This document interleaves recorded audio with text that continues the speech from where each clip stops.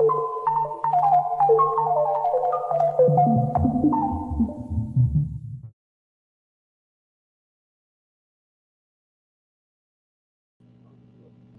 ¿qué tal? ¿Cómo están? Buenas tardes, yo soy Claudia Loredo, soy parte de la equipa de nuestra red y como cada mes tenemos esta grilla digital ya famosa, conocida grilla digital, en donde charlamos con especialistas, con académicos, con invitados sobre temas, los temas más importantes que se han tocado en las redes sociales y profundizamos en estos temas, hablamos de las fake news, de la desinformación, de cómo se abordan estos temas no solo en redes, sino también política, cultural o socialmente. Entonces, pues esta es nuestra última grilla del 2023. Hemos tenido cada mes mucha gente muy importante, hemos aprendido mucho, así es que, bueno, les decimos que le echen un ojo a todos los links de las grillas, están en nuestras redes sociales, hay también pequeños resúmenes para que puedan informarse de distintos temas, casi todos los temas más relevantes que han estado en las redes, que han sido trend topic, los hemos abordado con personas protagonistas de esas noticias. Y bueno, hoy cerramos con nuestra mesa de periodistas del programa Datos contra Tuitazos que tenemos en el Twitter, en el Twitter Space, que también hacemos cada mes.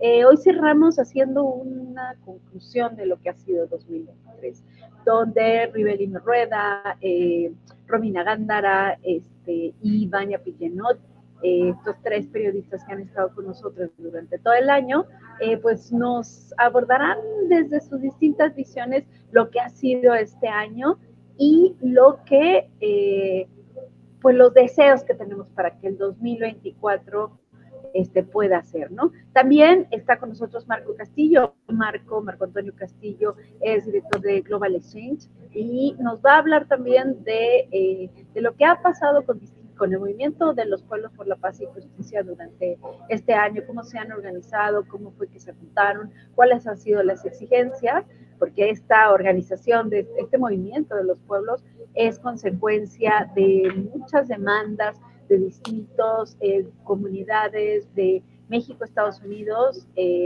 personas afrodescendientes, de pueblos originarios, migrantes, personas víctimas de la violencia armada y creemos que son pues base fundamental de mucho de lo que ha pasado este año de políticas públicas, de acontecimientos feos, violentos, pero también de triunfos ciudadanos. Así es que bienvenidos a los cuatro, Romina, Rivelino, Vania, Marco, bienvenidos, gracias por estar aquí en esta última grilla digital del 2023. Vamos platicando con Rivelino, vamos a hablar con Rivelino que nos vaya abriendo la mesa. Muchas gracias, Klaus. Hola, Romy, Vania, ¿cómo estamos? Klaus, Fanny, Marco, ¿cómo estamos? Pues sí, en la última entrega de este año pues difícil, complicado, complejo. Empezamos por ahí con esa tragedia migrante, con este incendio en una estación migratoria en Ciudad Juárez. Lamentablemente el titular del Instituto Nacional de Migración sigue en el cargo. Estos casos, inmediatamente el responsable de cualquier rubro está para poner ahí su renuncia sobre la mesa, ¿no? El señor sigue muy campante, no ha habido avances en la investigación, murieron 40 migrantes, si no mal recuerdo, pues calcinados, una tragedia espantosa. Y cerramos también con un hecho lamentable, un hecho que va a dar mucho que hablar el próximo año.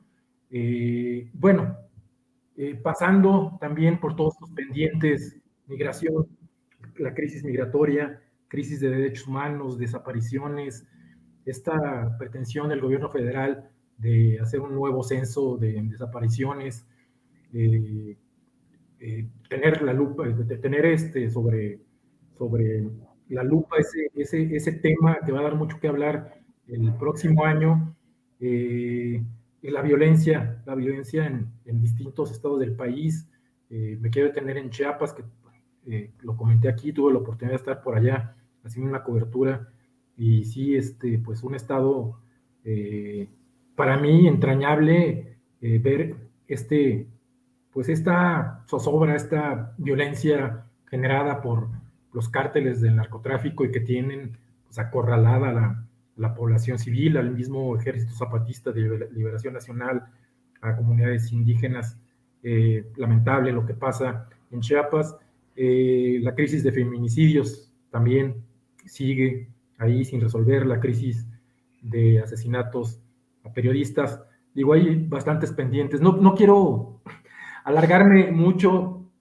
También por aquí, como le comentaba a Klaus antes del programa, tengo por ahí un problema de salud. Voy a estar nada más esta participación, me despido, y bueno, está y regreso. Lo que pasó la semana pasada, el jueves, en Texcaltitlán, en el Estado de México, también lamentable. Es algo que hay que poner también el foco por ahí.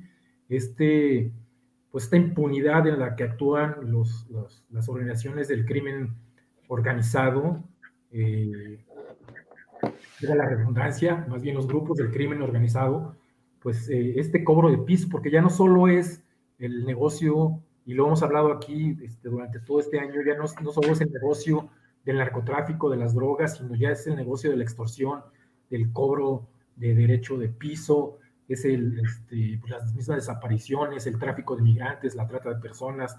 Digo, se ha extendido el abanico de los negocios ilícitos y estas organizaciones criminales es extensísimo. Y bueno, vimos esto, lo que pasó en Michoacán durante el final del sexenio de Felipe Calderón y una parte del gobierno de Enrique Peña Nieto, pues el surgimiento de autodefensas, que de hecho esta organización estaba operando en Michoacán, y los comuneros, las autodefensas los expulsaron y encontraron esta parte del sur del Estado de México. Ya tiene pues varios meses que están operando así de esta forma, haciendo extorsiones.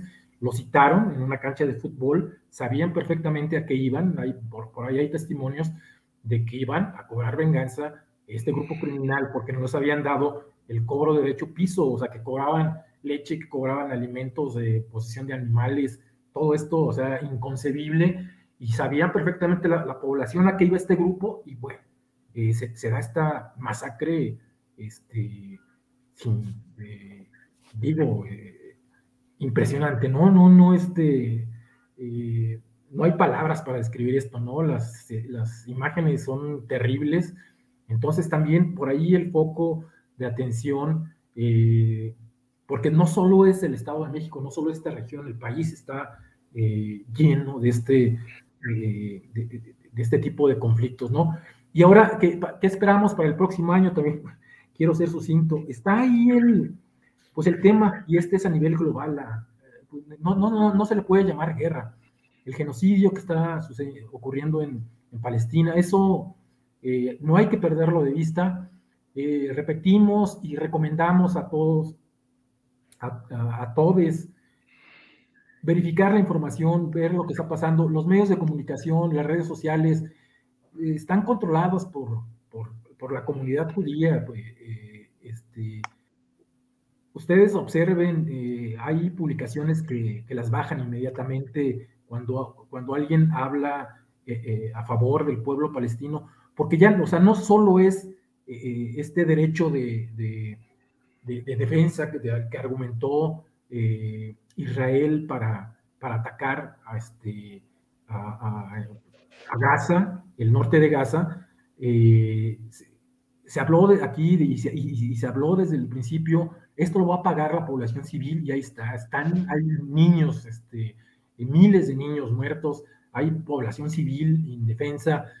No es una guerra. ¿Por qué? Porque no son dos ejércitos regulares los que están enfrentando, es una población civil desarmada, un grupo terrorista que está ahí escondiéndose, utilizando quizá muchas veces de escudo a la población civil, pero lo que lo están pagando es la población civil. De eso se habló, y lo que está cometiendo Israel, a pesar de todas las protestas internacionales, a pesar de que se ha levantado la voz, es un genocidio lo que está ocurriendo.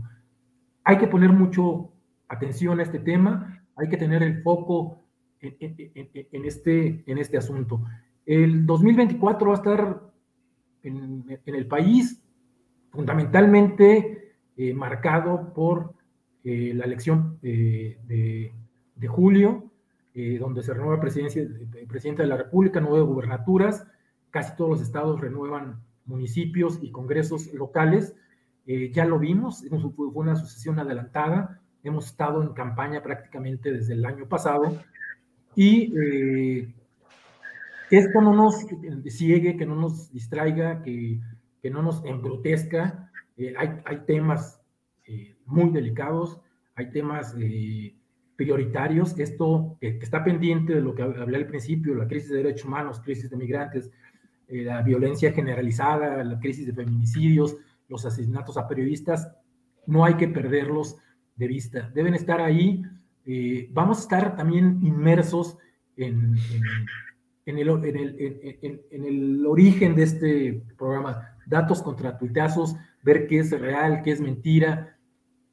Hay que verificar información. Vimos el fin de semana un espectáculo lamentable con la dueña de un medio de comunicación, con una portada que lanza de la revista Siempre, lamentable, la efigie de Claudia Sheinbaum, aparte caricaturizándola, porque desde la Segunda Guerra Mundial o desde antes se caricaturizó así a los judíos, con la nariz prominente, pero aparte que se ve la silueta, una banda con suásticas nazis, no dejemos que llegue.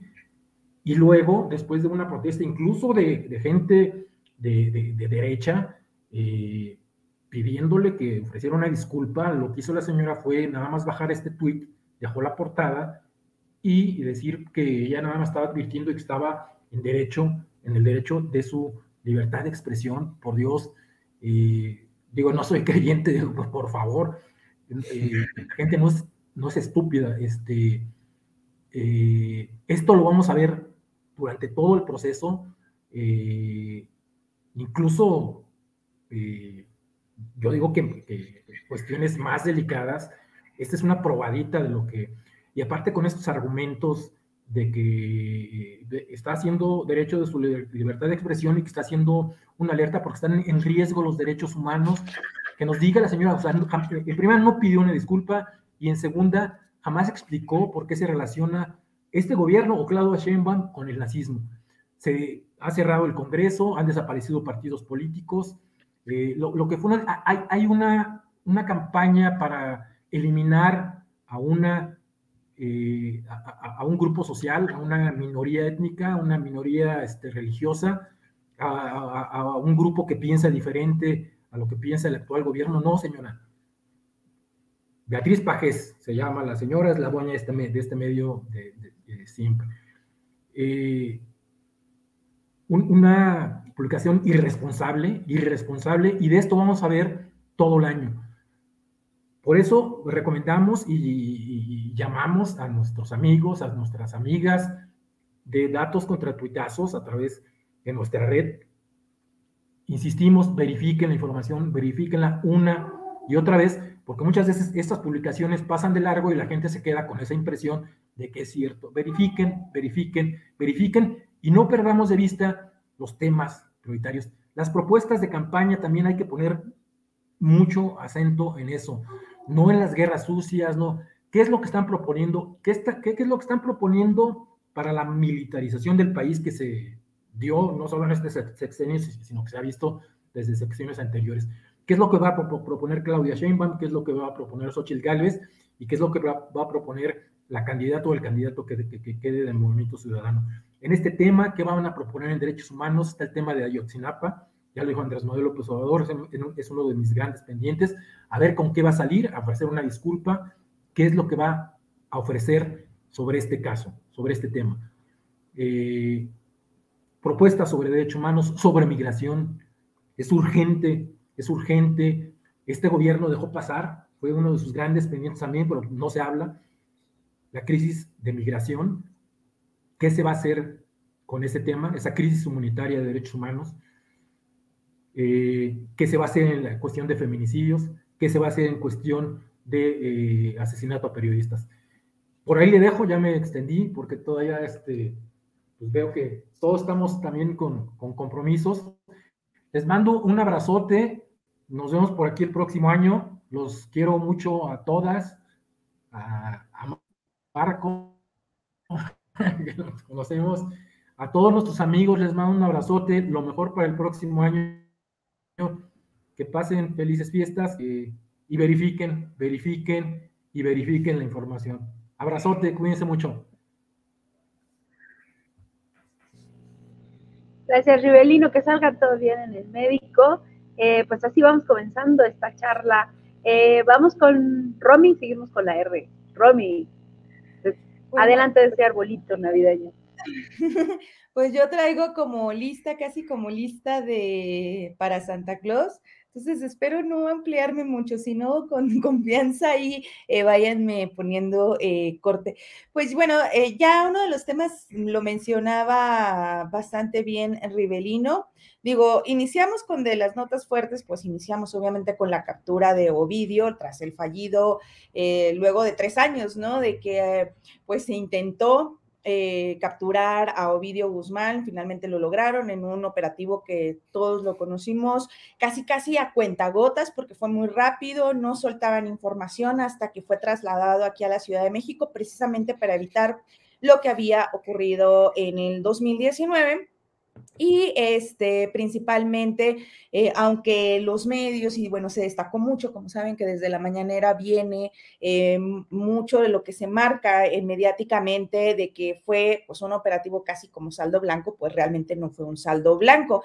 Hubo hubo bajas por parte principalmente de elementos militares que perdieron la vida cuando se hizo este operativo. Pero yéndonos un poco más a temas que creo, y ya lo mencionaba Rivelino, que se han quedado como escondidos, es precisamente este incendio en la estación migratoria en Ciudad Juárez, que dejó a 41 migrantes muertos y más de 20 lesionados. Hay que recordar que pues este incendio ocurrió en la noche en el área en la que estaban principalmente alojados o bueno, retenidos migrantes varones, y que se dio porque ya tenían todo el día quejándose porque no les daban agua, les daban sed, subieron estas quejas de tono, en la manifestación prendieron unos colchones, pero ellos se quedaron esperando a que les abrieran la puerta, cosa que no sucedió y que se dio a conocer meses después en un video. Hasta la fecha, y si no me fallan los cálculos, solamente 6 funcionarios del Instituto Nacional de Migración en Chihuahua han sido detenidos, aunque se le abrió un proceso penal a Francisco Garduño. Fue acusado formalmente y está el proceso, pero pues nunca dejó el cargo, ¿no? Incluso acaba de recortar presupuestos para el traslado de migrantes. Entonces, pues es un tema que sigue pendiente, que quedó como muy, muy escondido. El tema de Lagos de Moreno también hace poco hubo noticias, mencionó que apenas a principios, el 8 de diciembre, se dio a conocer que habían detenido a 5 presuntos integrantes del cártel de Jalisco Nueva Generación, que presuntamente estarían ligados a la desaparición de estos 5 jóvenes amigos que pues fueron vistos por última vez el 11 de agosto del presente año. Se ha mencionado que se han encontrado algunos restos, pero no hay información realmente oficial ni pericial que haya dado que las comparativas de ADN den con ellos. Se han encontrado los teléfonos, pero en sí los cuerpos, porque bueno, se menciona o se especula que pudieran haber sido asesinados, ya que después de que se dio a conocer la desaparición de los jóvenes de Lagos de Moreno, recordarán que también se publicó un video en el que lamentablemente aparecen torturados. Y bueno, pues al paso no hay como en cuanto al paradero de ellos información concreta que no permita la especulación, no han sido regresados, y las investigaciones pues sí han detenido a elementos, encontraron teléfonos cerca de la finca en la que se cree que fueron torturados, pero pues el tema sigue ahí pendiente y esperando pues que se esclarezca, como muchos casos en México. Y creo que otro de los temas que creo que fue yo uno de los temas que más se invisibilizó, o no sé por qué, si ya está como muy normalizada que Chiapas sea un lugar que ha alojado violencias históricas, la violencia colonial, la violencia capitalista, la industrial, la paramilitar, y ahora cuando se les agrega esta violencia del crimen organizado, de la disputa del cártel Jalisco Nueva Generación con el cártel de Sinaloa, pues creo que no trascendió como debió haber trascendido, debido a lo grave. Hay miles, más de 14,000, 16,000 personas, y me estoy yendo muy bajo con los números, pero son los números que se han dado hasta el momento del informe de Chiapas en el recrudecimiento de la violencia de personas desplazadas. La misma violencia homicida ha crecido este año. Al menos un 31%, según ahí algunos cálculos que estaba sacando yo de las cifras del Secretariado Ejecutivo. Es decir, Chiapas está en una situación alarmante. El mismo EZLN advirtió a mediados de año que Chiapas estaba, y ellos así lo señalaron, al filo de una guerra civil con paramilitares y sicarios de diversos cárteles por la disputa en esta zona, y creo que no se ha dado también y ha quedado como un poco invisibilizado. Otro de los grandes temas que se abordó en este año, y que no creo que siento que todo lo que es la información electoral se comió, esto que es, pues, yo le he dicho el desmantelamiento, pero pues no, realmente no ha sido el desmantelamiento, pero sí las bajas.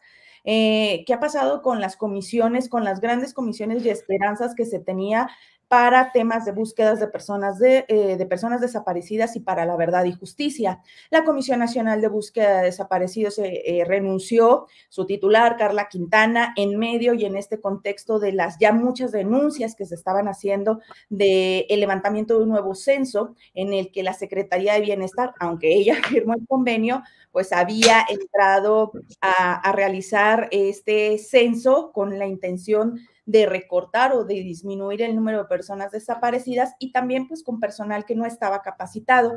Hay que recordar también lo lamentable que ocurre con el caso Ayotzinapa. La Fiscalía y la Comisión del caso Ayotzinapa casi quedaron desmanteladas, el GIEI terminó de irse, todos denunciando pues esta intromisión y esta obstaculización que ha venido por parte de las fuerzas federales.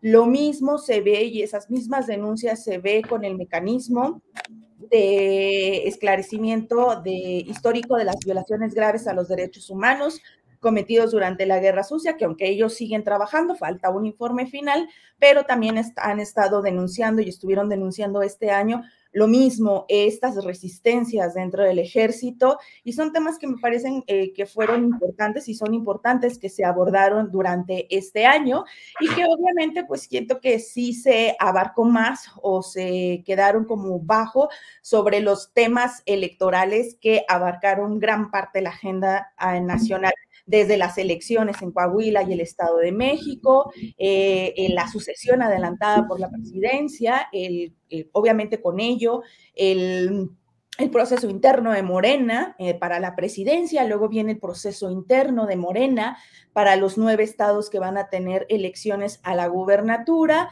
y por el otro lado, pues la situación de la oposición, si se firmaban alianzas o no, la propia crisis que ha tenido Movimiento Ciudadano desde a mediados de año, donde se recrudece estas tensiones que tiene Alfaro, que es el que controla, por así decirlo, el grupo de Jalisco, que es el bastión de Movimiento Ciudadano, con Dante Delgado, que es el coordinador de Movimiento Ciudadano. Se recrudece más con la crisis que acabamos de vivir o de ver en Nuevo León, donde el gobernador Samuel García, dando una clara muestra de falta de estrategia política, generó un caos que por un momento y en algunos momentos Nuevo León tuvo 3 gobernadores.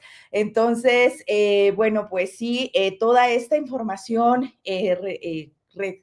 tendiente a las elecciones, sí disminuyó un poco, creo, más los reflectores hacia temas de derechos humanos que nos deberían de abocar, y que en cada uno de estos temas que he mencionado, y no mencioné, y no es por hacer menos, creo que es el gran tema, uno de los grandes temas del año fue el huracán Otis, y ese lo dejé al último porque les quería mencionar, todos estos temas también brillaron, se destacaron porque hubo muchas fake news, y en el caso del huracán Otis, que impactó Guerrero en octubre, que dejó pues una devastación tremenda, también dejó muchísimas fake news.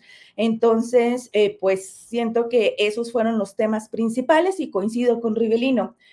Salvo los temas que vaya de imprevisto que no tengamos en la mira, los principales temas va a ser las elecciones, y creo que de las elecciones también hay que poner muchísima atención porque a la par de las elecciones siempre viene el recrudecimiento de las violencias, sobre todo en las zonas rurales o en donde el crimen trata de tener mayor injerencia y mayor gobernanza criminal, y creo que eso va a ser un tema que vamos a ver muchísimo en el 2024 en todos estos estados con grandes índices de violencia.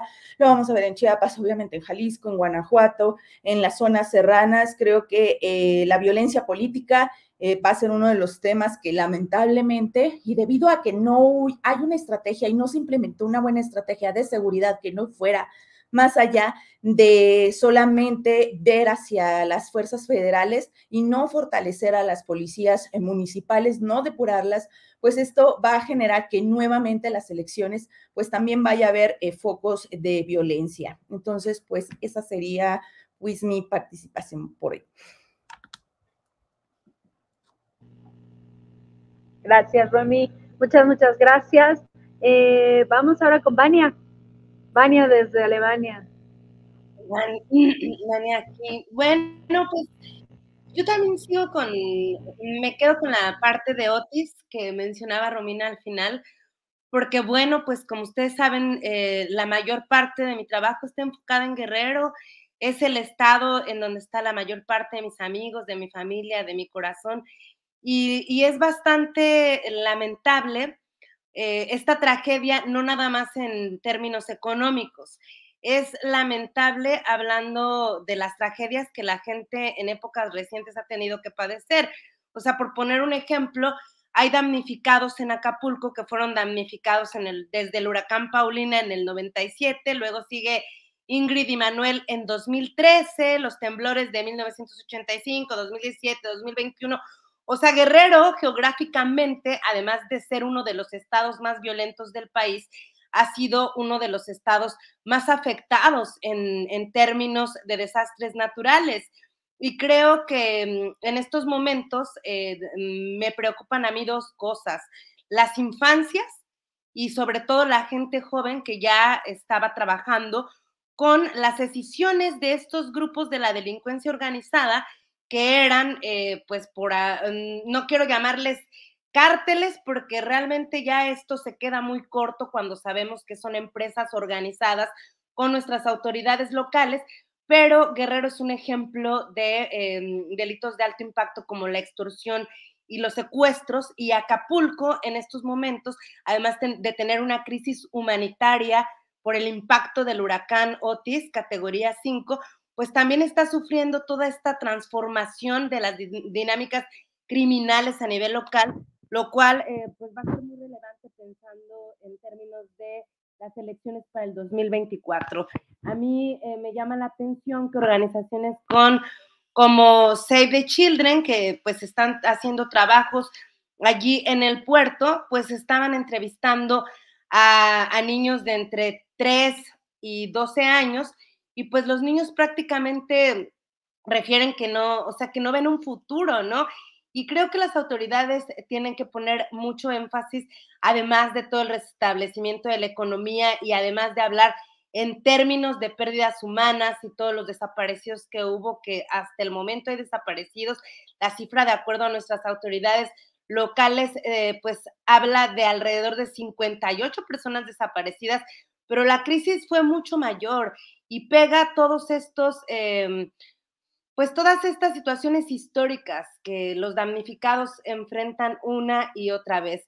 Y luego, pues también, hablando en términos de violencias, me quiero concentrar en la específica contra los periodistas, la violencia específica contra los periodistas, justamente un mes después de lo que pasa en Guerrero con el huracán Otis, pues mucha gente se va a vivir a Chilpancingo, cambian las dinámicas comerciales también en la capital de Guerrero, y pues aumentan los delitos contra la libertad de expresión. Hay mucho acoso de los policías para las coberturas, sobre todo de la nota roja, y atacan a 4 compañeros a balazos el 28 de noviembre. Afortunadamente salieron ilesos, pero esto se da en un contexto en el que simultáneamente en Michoacán también fue atacado a balazos otro colega al ejercer su trabajo. Entonces, además de todo este abanico que menciona con mucha puntualidad Ribelino y Romina de las violencias en México, hablando en materia de desaparición forzada,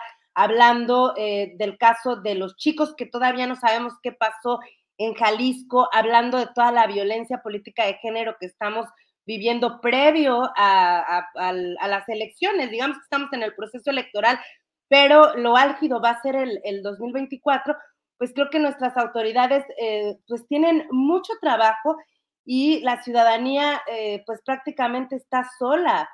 En términos no nada más de la crisis de derechos humanos, sino cómo estos delitos que veíamos focalizados en algunos estados, pues simplemente se están ampliando, está ampliándose el radio de operación de delitos como el reclutamiento de jóvenes, de delitos también hablando en materia de homicidios y feminicidios, pues prácticamente México está en una crisis generalizada de violencia contra las mujeres y esto creo que es un cierre de año muy lamentable porque ni siquiera las autoridades más progresistas, y no quiero hablar de partidos, y no quiero hablar del contexto de violencias contra las mujeres en México en general, como hablando de retrocesos, porque tenemos la buena noticia del aborto, que prácticamente este año podemos hablar de que las mujeres en México podemos acceder a este derecho, pues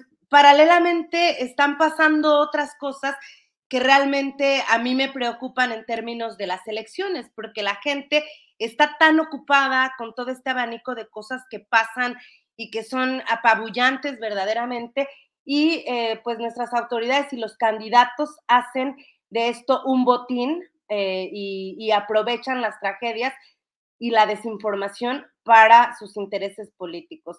Yo recuerdo, regresando al fenómeno de desaparición forzada, que otra vez me regreso a Guerrero y quiero hablar de una gira que hubo aquí en Berlín de Ana Lorena Delgadillo Pérez, que es pues una de las abogadas más importantes en México para hablar de este fenómeno de desaparición forzada desde donde lo querramos ver, y ella también se concentra mucho hablando de desaparición forzada de migración, porque efectivamente en México tenemos más de 110,000 desaparecidos, pero las personas que emigran a nuestro país pues están todavía en un limbo.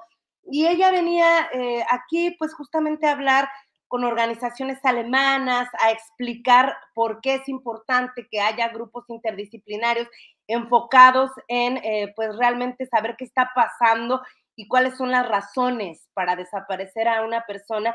Y algo que yo recuerdo mucho de los esfuerzos de Fundación para la Justicia y el Estado Democrático es que hablaba de la crisis de identificación forense.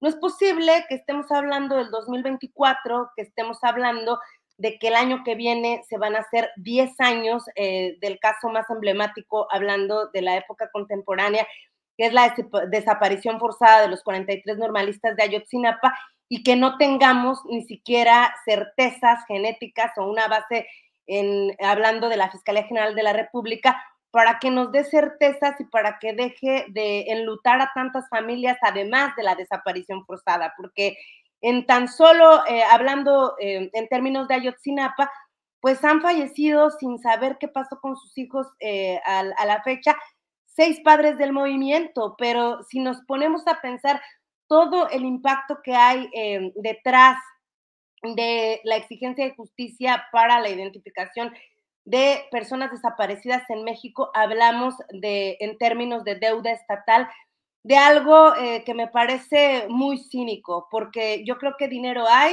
hay casos que han permitido que a nivel histórico pues México pudiera ser el referente de identificación forense, para que México pudiera poner el ejemplo de resolver estos casos. El presidente se va sin que realmente sepamos dónde están los 43, aunque hicieron como nunca un esfuerzo que no hicieron en el gobierno del periodo de Enrique Peña Nieto, pero que al final de cuentas nos deja a la población completamente huérfana, ¿no? También en este contexto de las giras que hacen activistas a Europa, buscando y tocando puertas, pues con europarlamentarios y con organizaciones que han apoyado desde los esfuerzos internacionales estas exigencias, pues vinieron la señora María Luisa, ella es María Luisa Barojas, es de Puebla. Ella es madre de Juan de Dios Núñez Barojas. Él desapareció el 28 de abril del 2017 y es impactante esta voz que para mí, cubriendo el caso Ayotzinapa y cubriendo el fenómeno de desaparición forzada, resuena a este lado del mundo, pero que a pesar de que puede tocar conciencias y a pesar de que la reciben y las reciben, porque vinieron también Técnicas Rudas, que es otra organización que ha acompañado a colectivos de madres de búsqueda de personas, que no pase nada, aunque su voz salga de México, pues también me parece un síntoma de lo que la ciudadanía tiene que considerar para la elección de nuestras próximas autoridades en 2024. La gente ha salido, son las madres, son los padres, son los activistas, son las organizaciones como ustedes, como nuestra red, a quienes agradezco que nos tengan aquí analizando lo que ha pasado en este año de tragedias, y que no pase nada o que sintamos que no hay un avance ni en términos de libertad de expresión, ni en términos de todos los fenómenos de violencia. Me parece algo que tenemos que considerar en torno a las elecciones del 2024, porque si no somos una ciudadanía activa y analítica, pues creo que estamos condenados a que nuestras propias autoridades sigan sin atender lo que ya está puesto en la mesa con bolitas, con palitos, con cifras de muerte, con cifras de bastante corrupción, de bastante impunidad, y las tragedias van a seguir ocurriendo, pero la tragedia de la corrupción y de la impunidad, esa yo creo que tiene que parar, y perdón si me alargué. No, para nada, Vania, muchísimas gracias. Creo que el estrés han hecho un gran recuento de lo que ha pasado este 2023 y de lo que pues creo que la mayoría de ciudadanos esperamos para el 2024. Y bueno, acuérdense que estamos aquí en La Grilla Digital, este programa mensual que tenemos donde analizamos lo que pasa, los temas más importantes en redes sociales, normalmente con especialistas, académicos, periodistas, activistas, protagonistas de las noticias. Y hoy hicimos la invitación a los periodistas de nuestro programa Datos contra Tintazos, que está en Twitter Space cada mes. Escúchenlo, es muy bueno. Y pues hoy nos hicieron este recuento de lo que ha sido 2023 y cuáles son los deseos para el 2024. Vamos con Marco Castillo. Marco es director de Global Exchange para América Latina y además es, bueno, es de casa de nuestra red y además es el impulsor de este Cumbre por la Paz que se hizo en febrero pasado aquí en la Ciudad de México y que posteriormente se convirtió en el Movimiento de los Pueblos por la Paz y Justicia. Marco, ¿qué ha sido este 2023 para la paz y para la justicia de la región y qué queremos que sea el 2024? Sí, Klaus, pues muchas gracias por la invitación y gracias a Romina y a Vania y también a Rivelino porque la introducción que dieron da un contexto muy poderoso y muy claro sobre esta realidad que vivimos en nuestra región. Yo, para hablarte del movimiento, quisiera hablar de dos cosas, retomando lo que ya los tres periodistas que me antecedieron dijeron. Primero me parece que es muy evidente que en toda la narrativa y el recuento que hacen ellos y para millones de ciudadanos, la violencia es algo que trastoca todos los distintos temas que ya mencionaron.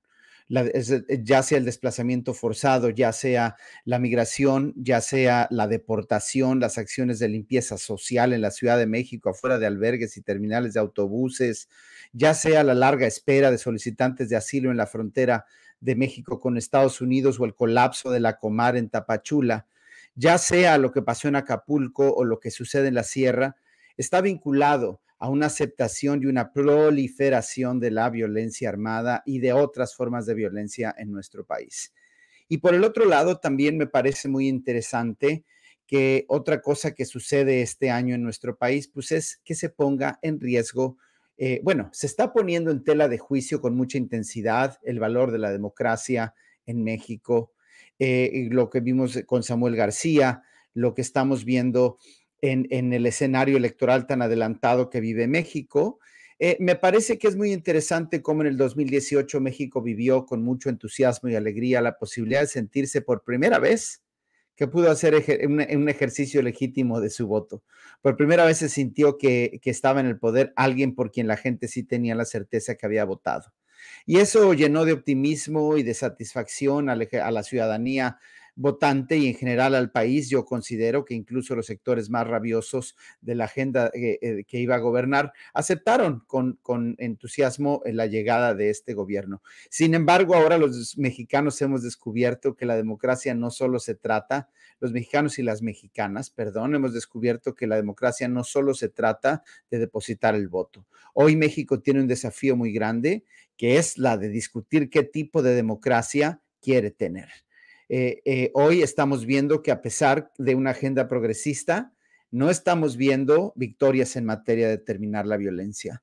Y ahí el desafío se nos devuelve a la ciudadanía. ¿Qué papel debe jugar la ciudadanía en una democracia? ¿Es solo votar? ¿O de qué manera estamos nosotros metidos en el tema de resolver y construir la paz? ¿Qué tipo de democracia queremos? ¿Una democracia de libertades ilimitadas, como lo propone Milei, o estamos pidiendo una democracia de libertades muy limitadas, como se puede vivir en otros países? Los riesgos están corriéndose muchísimo. A la vuelta de la esquina tenemos a Estados Unidos viviendo una crisis democrática sin precedente, donde el presidente Donald Trump mismo ha dicho que él quiere ser dictador, aunque sea por un día. Entonces, considerando estos dos grandes desafíos, que es el crecimiento de la violencia y la democracia en un estado crítico, el otro elemento que también me parece que es muy claro que quiero aportar es: estos problemas graves que vivimos no son problemas exclusivos de México, ni la violencia armada ni la democracia. Están vinculados a nuestro vecino del norte. Hoy es muy claro en el 2023 que los problemas que vive México no pueden ser entendidos sin mirar a lo que sucede en Estados Unidos. Y las soluciones que debemos mirar para un futuro de paz solamente van a venir de la colaboración, la cooperación y la articulación de los grandes bloques de sociedad civil de México y los de Estados Unidos. Y quiero poner algunos ejemplos. El primero es que, de acuerdo con datos del propio gobierno de Estados Unidos, el 70% de las armas recuperadas en escenas del crimen vienen de Estados Unidos. Se estima que aproximadamente 200,000 armas cada año son traficadas de Estados Unidos a México. Evidentemente, el fracaso de la política migratoria está vinculado a la exigencia de los Estados Unidos de controlar los flujos migratorios y de intentar hacer a México responsable de la debacle y el fracaso del sistema migratorio de los Estados Unidos. Tenemos una crisis regional a la cual ninguno de nuestros líderes le ha puesto fin. Y lo mismo puede suceder en términos de devastación ambiental de los principales extractores de recursos, los que amenazan y los que son responsables del modelo económico que, a pesar de los intentos de crear una economía mucho más social, todavía seguimos en manos de corporaciones y transnacionales. Entonces, con este contexto, y también un último elemento de contexto, que creo que nadie mencionó, es la Guardia Nacional. La Guardia Nacional, como una creación producto del negocio, del entendimiento bicentenario entre el gobierno de Estados Unidos y México, como la fórmula en la que ambos gobiernos iban a ayudar para tratar de contener y atender el tema de la migración y resolver la corrupción en las policías. Y después de su creación, este año, de acuerdo con el Censo Nacional de Seguridad Pública, la Guardia Nacional solamente detuvo a 2,814 presuntos criminales en contraste con la detención de 177,166 migrantes. Una Guardia Nacional que nos cuesta más de 25,000 millones de pesos y que está dedicada no a detener las causas de la injusticia, no a detener las consecuencias de la injusticia ni de la delincuencia, sino que está mayormente enfocada a la detención de migrantes, de personas migrantes. Entonces, esta colaboración México-Estados Unidos también ha sido un fracaso en materia de seguridad.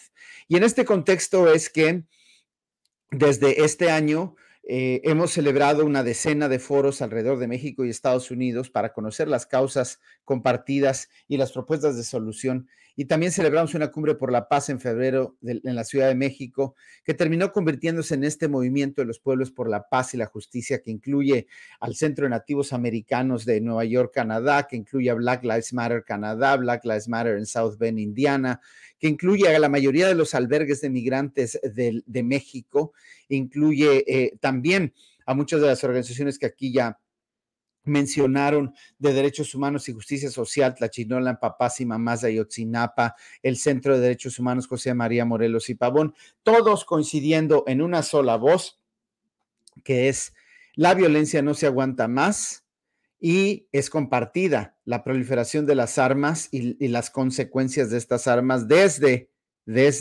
Chicago hasta Tapachula, y que el fracaso del sistema migratorio también es un fracaso que duele y que lastima las vidas de la región. No olvidemos que cuando se habla de asilo, de desplazamiento y de refugio, se sigue hablando de mexicanos y mexicanas. Mucha gente quiere convertir la discusión en una discusión de extranjeros visitando México. Los mexicanos y mexicanas, particularmente Guerrero en los últimos meses, se convierten en los principales solicitantes de asilo que han crecido en los últimos meses. También los mexicanos son parte de esta crisis de asilo y de refugio. ¿Y qué decir de la crisis que está sucediendo en México? Acá en Nueva York, donde yo vivo, la gran mayoría de las personas que se encuentran en albergues solicitando asilo y refugio vienen de Haití, vienen de Guerrero y de Centroamérica, de Venezuela. Entonces, es muy importante decir que los problemas son compartidos. Entonces, las soluciones deben ser compartidas. Por eso es que el Movimiento de los Pueblos por la Paz sacó una agenda de 10 puntos que conminan a los dos países, a los gobiernos de los dos países, a tomar soluciones que pongan a las personas en el centro de sus planes. Nosotros estamos proponiendo 10 puntos muy concretos que tienen que ver con una gran campaña de búsqueda en los dos países, en los desiertos de los Estados Unidos y en toda la nación, de manera compartida y colaborativa. Un organismo de derechos humanos que ponga a las personas por arriba de los tratados de libre comercio y los tratados de entendimiento en materia de seguridad. También nosotros estamos exigiendo, entre otras cosas, legislaciones compartidas entre México y Estados Unidos que reconozcan los derechos de los pueblos indígenas. Una gran campaña educativa que promueva el cambio cultural en nuestros países para detener y terminar y desmantelar el racismo, la discriminación por cuestiones de etnia, raza, clase y género. Entonces, pues creo que la realidad nos ha mostrado que aunque votemos bonito y que aunque nuestros candidatos y nuestros gobernantes representen una agenda progresista, el tamaño de la crisis es mucho más grande y requiere de un cambio de paradigma, no solo de un cambio de partido. Y en este sentido, el cambio de paradigma solo se va a dar cuando, además de las elecciones, seamos capaces de impulsar y defender como ciudadanas y ciudadanos una agenda que represente nuestras más altas aspiraciones de paz. Y no nos conformemos con el tema de que no lo pude hacer, lo siento, hice lo que pude. El fracaso de Ayotzinapa no es solo un fracaso de un presidente, es el fracaso de un sistema democrático que no ha podido vencer a los poderes que hicieron lo que hicieron en Ayotzinapa. Estamos hablando de los poderes del narcotráfico y de aquellos poderes incluso militares que pudieran estarse oponiendo a conocer la verdad de lo que ha pasado con más de 111,000 desaparecidos en nuestro país. Estados Unidos con una grave crisis de más de 35,000 tiroteos en este año. Entonces, son problemas graves y son problemas que ni aunque seas primer mundo como Estados Unidos, están teniendo solución.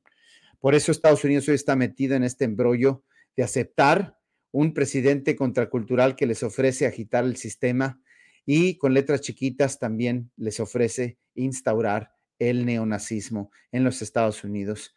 Entonces, muy preocupante, muy doloroso, pero también con la esperanza de que el Movimiento de los Pueblos por la Paz convide a muchas otras a construir una gran mayoría ciudadana que levante la voz en este contexto electoral. Ahí está la página la página es peacesummit2023.org, pero sobre todo es Cumbre X, letra X, La Paz, Cumbre X, La Paz.org. Ahí pueden ustedes ver, ayer dimos una conferencia de prensa, ahí está nuestro comunicado con nuestra Relatoría de los Derechos Humanos bajo ataque aquí en México y en Estados Unidos, y también están nuestras 10 demandas y el documento completo de la Agenda Binacional de los Pueblos por la Paz. Gracias, Claudia. Gracias, Marco. Bueno, pues ya ven dónde está la dirección, donde pueden encontrar información por el Movimiento de los Pueblos por la Paz y Justicia. Y muchísimas gracias, Vania, Romina y Rivelino, que como siempre nos hicieron un contexto de lo que ha sido este 2023. Y como les cuatro, pues concluyeron, pues, y encontraron pues eco en sus palabras. Queremos un 2024 donde no se diga solo de dientes para afuera que pues se debe acabar con la violencia, sino que los cambios son estructurales, no solamente de partidos, no solamente retóricos, sino que la violencia, el uso y el consumo de armas, la presencia de un Estado fallido, la impunidad, pues son situaciones que deben de acabar y que deben de cambiar. Nosotros somos nuestra red y nos vemos el año que entra, 2024. Felices fiestas a todos, que la paz, la justicia y la libertad lleguen a todos lados. Sobre todo felicidades, muchas gracias. Muchas gracias, felicidades a todos. Chao. Bye, chao.